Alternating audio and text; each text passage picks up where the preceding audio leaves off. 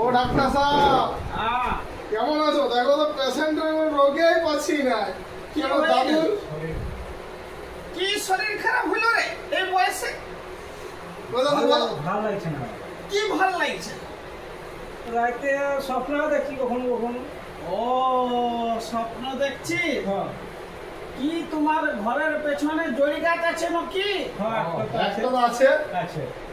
বাবা কেন কিসে হ্যাঁ রে, পেটটা ফুলাও লাগছে, পুয়াতির মতন লাগছে যে রে।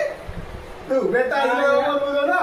রাতে তো ডাক্তার সাহেব হ্যাঁ। কখনো কোনো মুতা করি বাতে আমি বিছনাতে। বাবা এই বিরাট রোগ আছে হে। আমার অনেক রোগ ভালো করে দাও। তার জন্যই তো সব তোমার কাছে আনলাম। তোর নাম শুনে আমি এখানে এসেছি।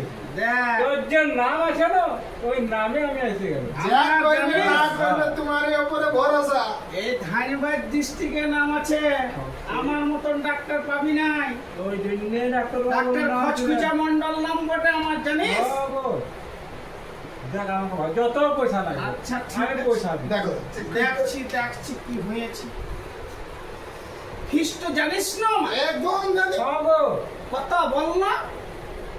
21 টাকা পান না। 21 টাকা বল না। 521 টাকা বটে। আচ্ছা আচ্ছা। দিব 21 টাকা। আমি শুনতে কম পাই তার জন্যই ডাক্তার সাহেব। এই কালা বটে।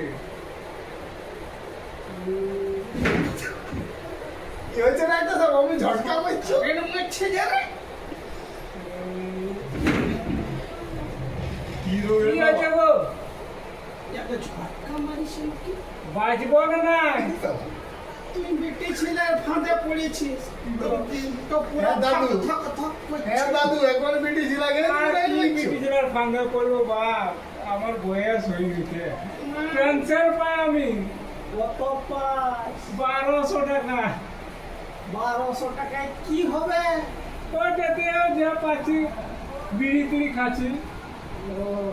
শুয়া শুয়া, আচ্ছা দেখি ভালো করে চেক আপ করুন।